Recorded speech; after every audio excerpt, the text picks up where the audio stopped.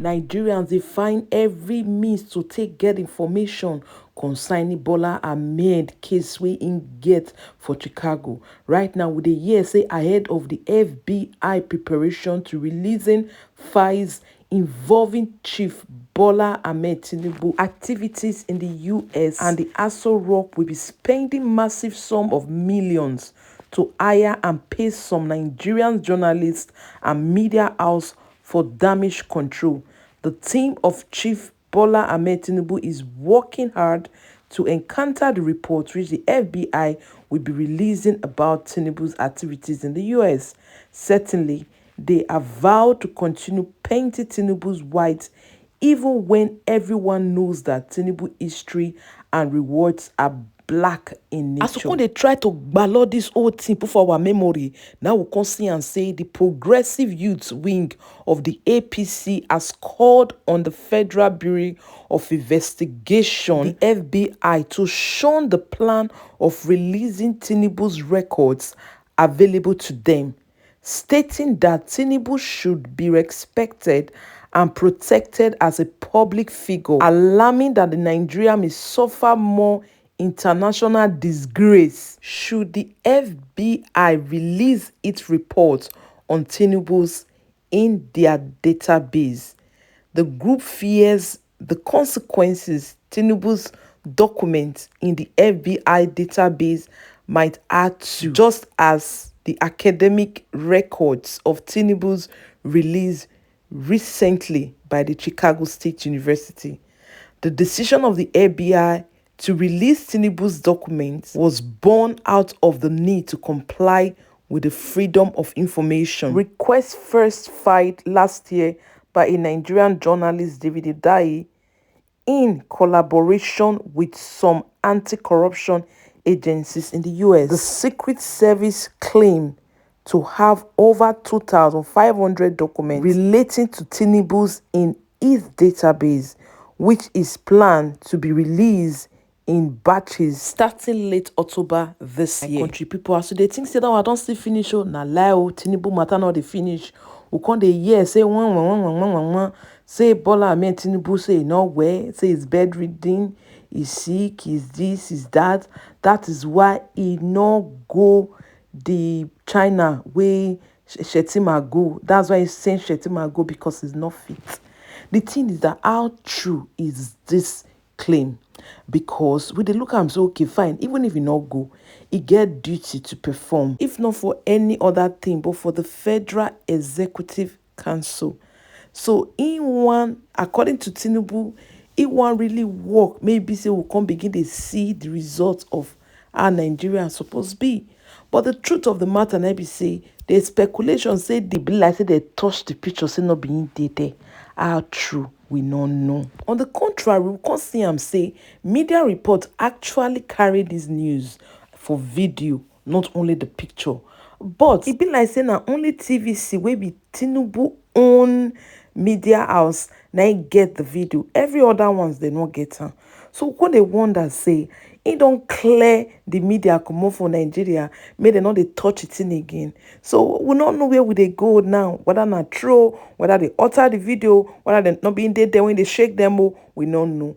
But wait till we know now, we say the Bola Ahmed Tinubu we know go prefer go China by himself rather than sending his vice president ShaTTer. My country people, this life now circle now they move. This post can talk say the thing where Bola Ahmed Tinubu talk many years ago is coming back over and over again.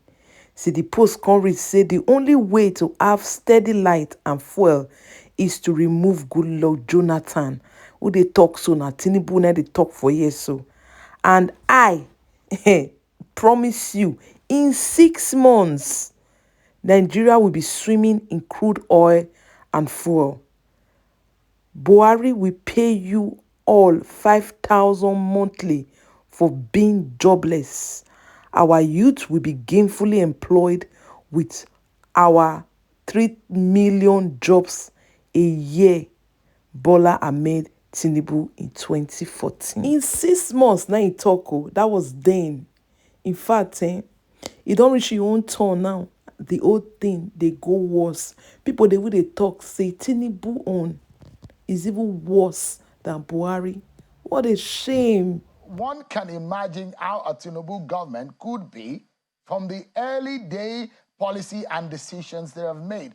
For you, who have been around the corridor of power, being the deputy governor of the CBN, for some of these policies, at a point in time, a governor and one of the state governors has said that the government of Buhari was printing money.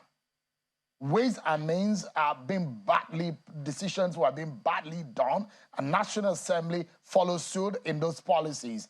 And you will imagine that maybe there will be a conscience or someone who will speak up in that sense. But if we are to assess what is going on right now, the early day decision and policies of the Tinubu government, economically speaking, do you think our day from the early hours on the morning is going to speak well? I think it's a bit early to make that assessment, I must say. However, like I said, they took some courageous decisions, but they did not show deep thinking. And this is a problem we have always had in managing Nigeria's economy. People come and just talk a good game. Oh, we're looking for foreign investors. Oh, this, oh, that. At the end of the day, what translates to the ground for the common man, the average man, is joblessness and poverty. You know, the solution to Nigeria's economic problems does not lie in technical economics.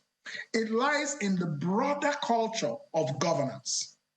It lies in creating an inclusive nationhood where we all have a common sense of purpose. If this is not done, you can talk until the cows come home. You can have the best of intentions, but many people do not feel included. And the economic policy making may not have the depth. It takes a lot of work to turn an economy such as Nigeria's around. And we need to see that work being done. You know, we need to see a certain level of depth, a certain level of substance. We have to address issues of the political economy. We have to address issues of nationhood. We have to address issues of our political culture, of waste and corruption. When you want to fight corruption, you have to put in place measures that create transparency and prevent corruption. Let's see the money trail. How are the budgets made? Where are the line items? Where are they going? And how are they executed? What is the project management? What is the return on investment? These are the things. That's how you fight corruption. It's not just about arresting people you don't like or people who have, quote unquote, winched you in the past. That's not fighting corruption, you know? So we just need to think very differently about Nigeria in order for our economy to be able to come up to what it should be. Yeah. So we also need to have some, we also need to have some very important understandings. You see, the economy needs short-term immediate measures, then it needs medium-term measures, then it needs long-term measures. We are currently fiscally very distressed. I understand that. So where do they find money from? It includes cutting down the cost of governance. It includes things like maybe considering asset sales. You need to bring 10 to 15 to $20 billion into this economy quickly. But you must make sure that as you're doing that, you are planning for beyond the 1 year in which you will do this. How is the economy being structurally turned around so that we will be exporting more and more value-added goods, so that we are no longer an import-dependent economy? You must make those plans and you must begin to execute them. You don't wait, you don't sell your assets or borrow money and finish, quote-unquote, chopping it over the next 2 or 3 years, and you're still where you were when you borrowed. Prof, this is the problem we've had in this country. Yeah. I mean, the average and the poor person here in Nigeria, we can relate to my description of the indices of the economy, swirling as if a gari that you put a lot of water in, and those indices, inflation is right, food inflation rising, and these are negative.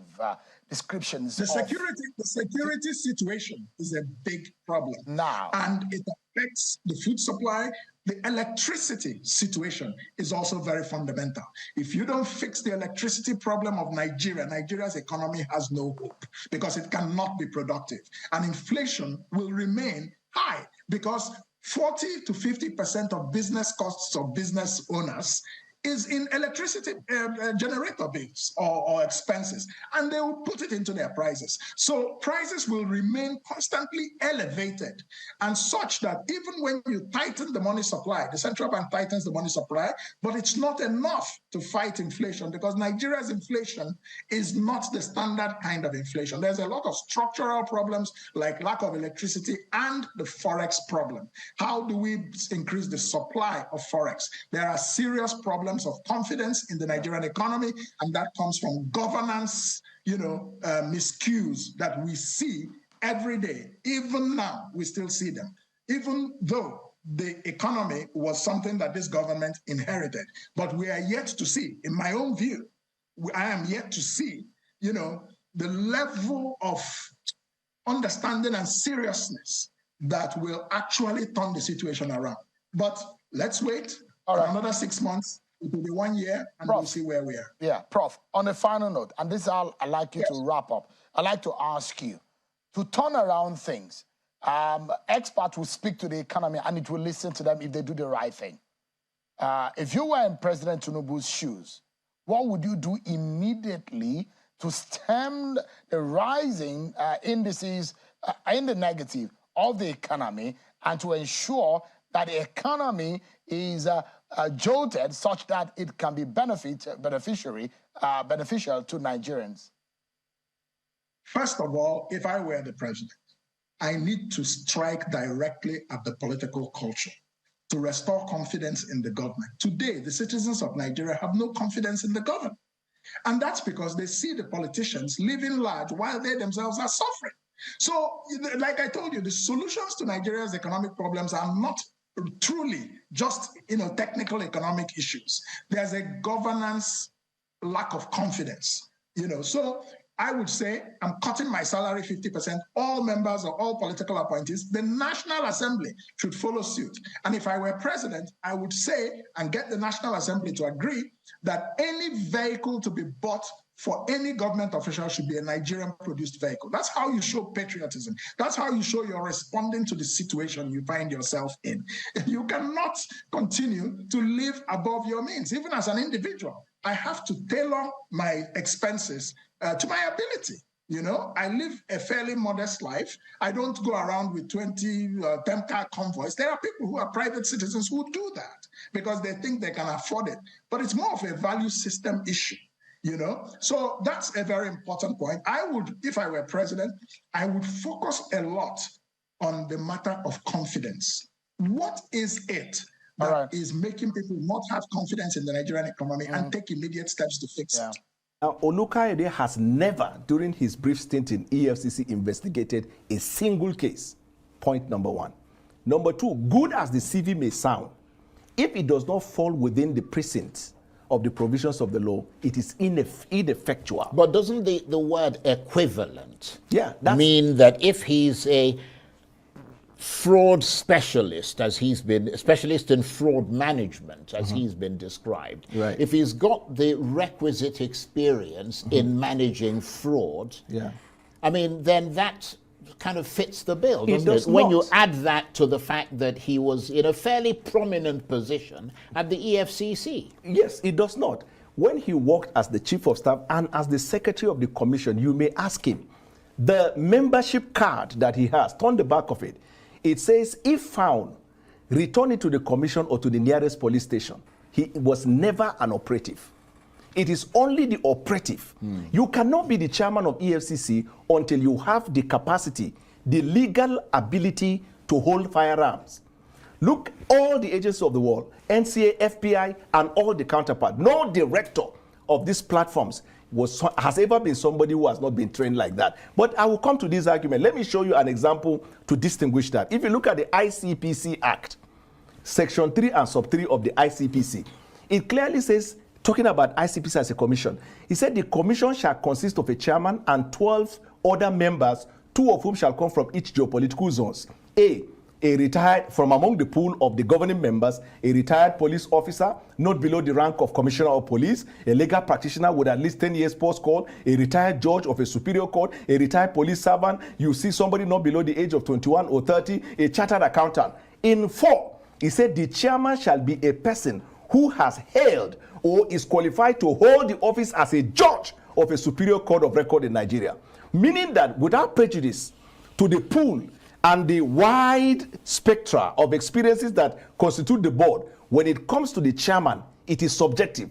He must either be a serving or retired judge or somebody who is qualified to be a judge. Now, the person who is qualified to be a judge is a lawyer that has put in at least 10 years of post-call. Did you say it's subjective or it should be objective? No, what I mean by it is subjected to the restriction. Okay, I thought you said subjective. No, to that provision. Now, let's come to the resume. You see, Olukaide worked in the chambers of the former Vice President, Professor Yemi Oshibajo. In our practice, you work in a chambers, you have the corporate profile of that chambers. Most lawyers incorporate the corporate profile to mean it also reflects their experience. And the only way you can juxtapose whether that has been done is to ask the person to furnish fact to support the fact that you said you're a fraud expert. So the question is, fraud expert investigating a live case, or that you attended a seminar? As far back as 2011, I attended a training in the United States Institute of Peace. We sat some of the members of our training who came from FBI, from State Department, from the Department of Justice. At least 2 went on to become ambassadors, and some are working there. Security and intelligence matter. Does that qualify me? Certainly no if the act is expressed about it. Point number 1. Point number 2, with respect to Olukayode. If you argue without conceding that his stint in EFCC amount to a membership, the act says he shall not be less than 15. Olukayode served for 2 years as the chief of staff and for 4 years as the secretary. Put together is 6 years. Does it meet the context of that? Can you approbate and reprobate? In one breath, you say he's 6 years, but in another breath, you say his 22 years of practice can be incorporated. Thirdly, nobody by law will be permitted to hold the position as the chairman who has no experience of either investigating, providing intelligence, any of those apparatus of the security with live cases. Now, when you hear something that some of those appellations or some of those tags like fraud expert and the rest, they are seminal. They are just, you attend seminar and bring certificate. He cannot point at 1, 2, 3 cases and say he has handled. Right. So this is the problem. And without prejudice to that, he is coming from a law firm that is defense-oriented. All security and intelligence platforms of the country are prosecutory in nature. It will amount to conflict of interest for you to bring a lawyer who comes from the private sector, private practice of law, and make him the chairman. Conflict of interest. All the cases he has defended or he's defending, or the ones his friends and cronies and partners are defending or have defended, will now be compromised by the new position he has held. Then when you bring somebody who does not have a thorough experience of intelligence and law enforcement in the real sense of the word, because as the chief of staff, you're only a principal secretary. As the secretary of the commission, it is just for the purposes of meeting.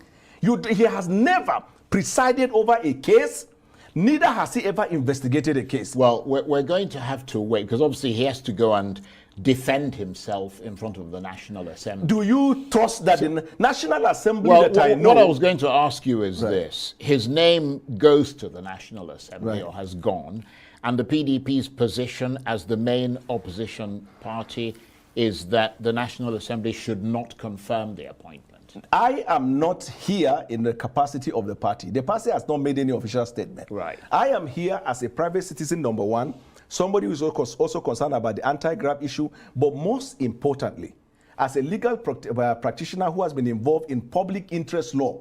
And it is our duty to help the government to do what is right. This is not right. Let me tell you something, sir. He is not even entitled to be given any federal appointment. Do you know why? Because Olukayode was recently indicted alongside Magu by a panel of inquiry that sat like a court of law, that took evidence from them based on allegations submitted. They were represented by Wahab Shitu, senior advocate of Nigeria, as a result of which there was a finding by that panel, rightly or wrongly, that indicted them based upon which he was sacked. The act says a retired or serving, not a sacked one. That's one. Then number two, haven't been sacked based on a report that sat like a panel of inquiry, like a tribunal of inquiry. Only the court of law can vacate that. So if, for example, President Tinubu wants to make a headway with him, President Tinubu needs to challenge that in the court of law, quash it, then he can proceed. Otherwise, not only EFCC, the President Tinubu, if it is looking at government as a continuum, he's not even permitted to appoint him in any federal appointment because there is an indictment by a valid panel, which decision was gazetted by the government. All this falls within the correct ambit of an opposition party. And what they really should be opposing. There are people in the ruling party who hold this same position. No, what I'm saying is that, well, I mean, you represent the opposition. So my point is that if you said you're here in a private capacity, if you were to advise the PDP, as someone who's been their spokesman and a leading member of the party, what would you advise them to do about My this? advice is only to the president. Should they really go hard on it? No, my advice will be to the president. But this government already has demonstrated to Nigerians. I mean, you are still in the PDP. For sure. Right, but this government has not demonstrated, because you see, this is not a partisan thing. I'll give you the reason why we must take it away from the sphere of partisanship. Well, it's not about A few days partisanship. ago, It's about an opposition focusing on something that would be detrimental to the country and would be illegal. But not because I am from the opposition, because even when I was in APC, you can look at my history. When it comes to national issues that I feel the federal government is airing, I have never hesitated to give my take because it's for the good of the country. Right. You see, you have FBI NCA. When you put him as the chairman and we start having the problem of intelligence sharing with these people, what are we going to say? Number two, what about the potential corruption in the system? And then violation of order of government. This is APC to APC. Means decision of the previous APC ought to be obeyed by the APC of the now. But assuming they disagree with it, what is the lawful thing to do as a government? That's the point we're saying. But most importantly, sir, you try to touch the issue of the National Assembly. Somebody even said, go to court. And you have found that lately, this is the cliche in APC. That's why I'm even reluctant in going to court. When somebody tells you go to court before you go, I will help you file the case, go to court. You should have an understanding of what the person is boasting about. So neither will I say go to the National Assembly, let the National Assembly. You have seen a few days ago, a member of the National Assembly, 10th Senate, said that the speed with which they pass bill is that the speed of light. And that history and posterity will judge the president. So I am not here nursing some hope that the National Assembly will reject it, even though if they have their onions, they should. I am really appealing to Mr. President, because one thing I learned about government. Very, very briefly. We've got 10 seconds. One thing I learned about government when President Buhari was there is so many times you see decisions from government. Sometimes it is based on information delivered to them by certain people around them, and the information is not broad. So when they hear things like that, it helps them. But the government is confused. Look at a minister today. Had a world press conference. She was warning the United Nations to return money to Nigeria or they are going to sue them. Your business of issue of governance. And I'd like to put this to you. We start with the issue of the economy. And in terms of industry and the potential that Kogi State has, we look at Ajaokuta Iron and Steel Complex.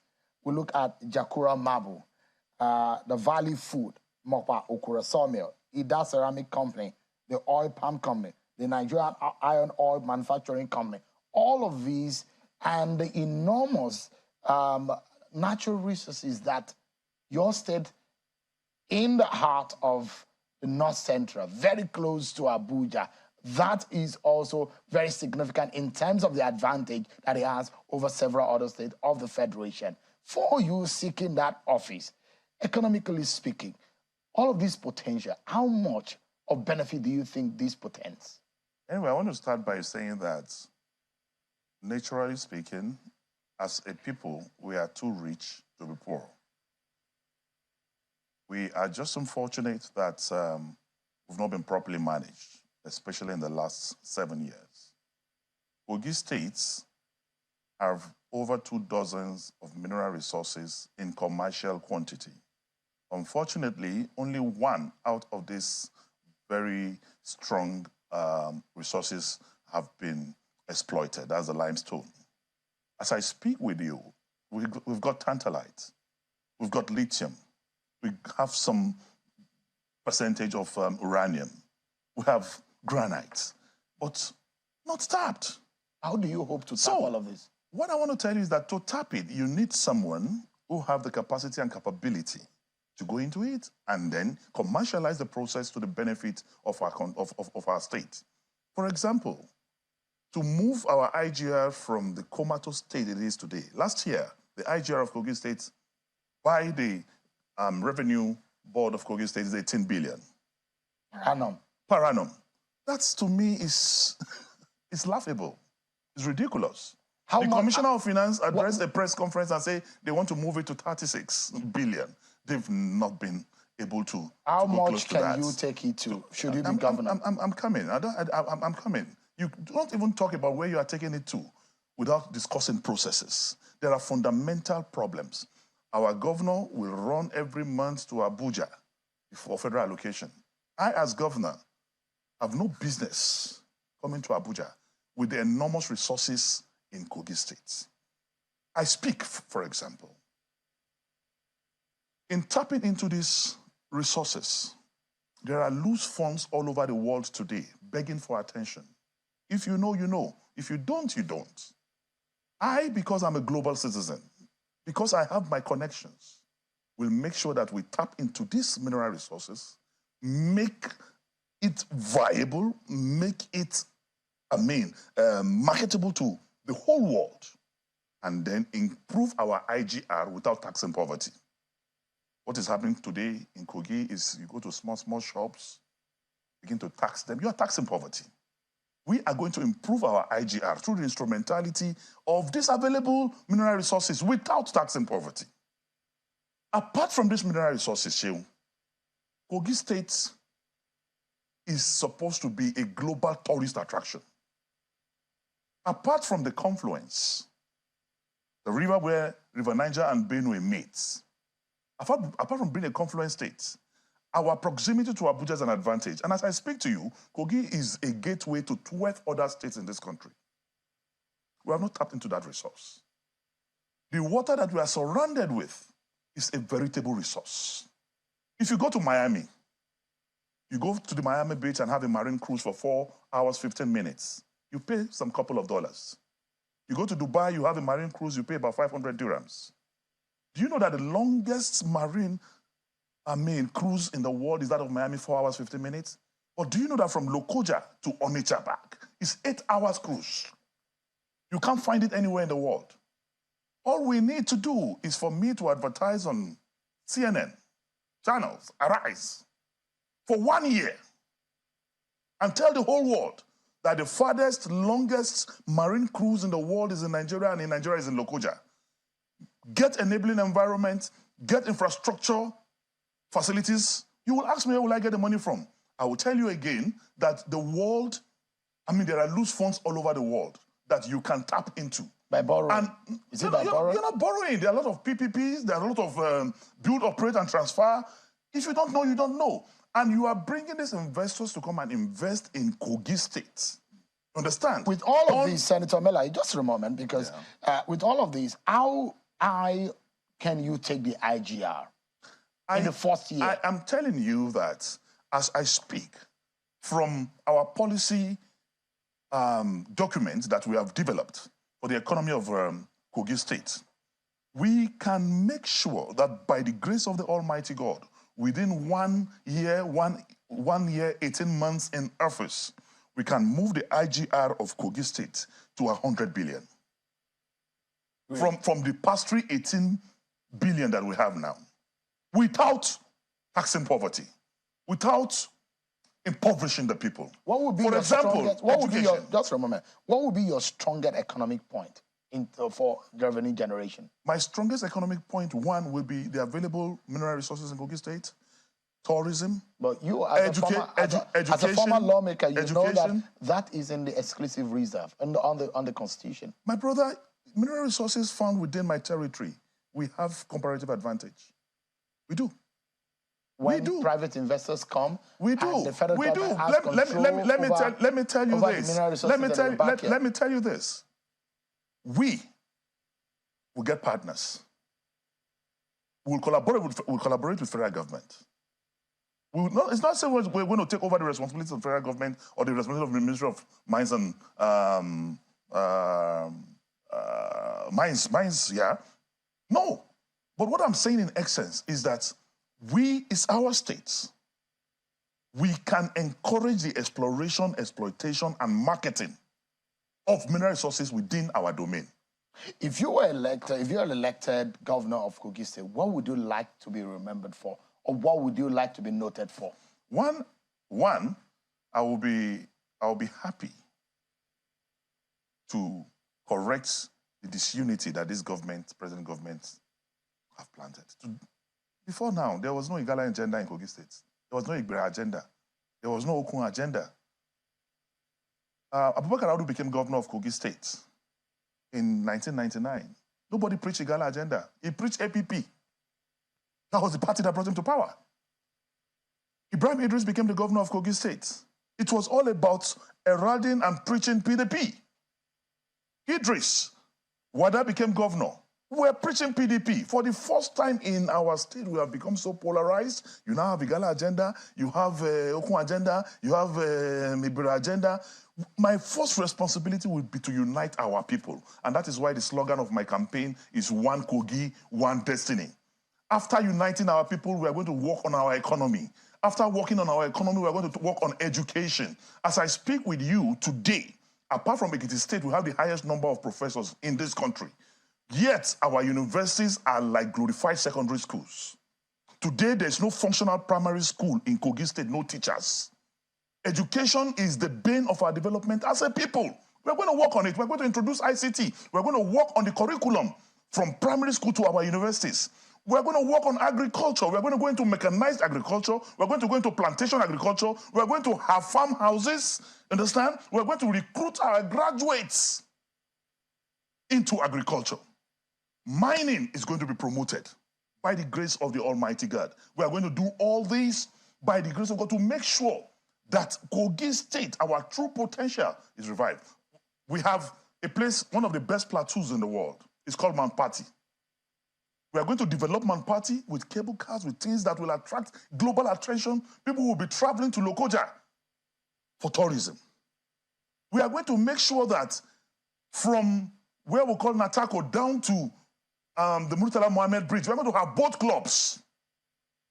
We're going to invite international hotels, Marriott, Intercontinental, to come and build 3-star, 5-star hotel by the bank of our river. Our copper is not going to be there. We're going to approach the federal government to declare those places a free trade zone, give incentives, give tax holidays to make sure that investors will come and take over. And more importantly, I'm going to build a new Lokoja. Zealand was in existence before you had New Zealand. York was in existence before you had New York. You understand? So we are going to make sure that we build new Lokoja, just like El-Rufai did within 4 years in Abuja. He built 4 new districts. Build Utako, build Katampe, build Jahi.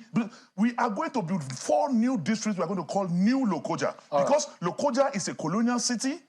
Lokoja is the former capital of this country. We have all the historical antecedents to build tourism in Kogi State. And I'd like to ask you, the last time you said your campaign is being powered. You were talking about the funding of your campaign. This time around, you've gotten some help from your friends? Or how are you funding your campaign? Anointing oil. That's what you're using? Anointing oil. If you don't win this election, what would you do? I will win the election. What gives you the guarantee? Because the people of Kogi State have made it known and made it clear that I'm the candidate to beat. And we will not allow the APC to rig the election. We're going to defend this election. And I'm telling you today, nobody is interested in APC in Kogi State because percentage salaries are being paid. There's poverty all over the place. No road, no water. Capital of Kogi State is Lokoja. Over 1 year, no water drop in the capital city. Senator, we need to the people are completely disenchanted, they are disenfranchised, and they are not happy. I hope your certificate is intact. It has never been questioned. Really? It has never. Which one did you submit? It has never been questioned. Which one did you submit to INEC? All my certificates were submitted. Or you just presented the secondary school certificate? All my certificates were submitted, including your present school. That is my alma mater, Bayes University. This is Bod TV Bod. In case the first time you come here, please don't forget to subscribe and hit that notification bell for more uploads.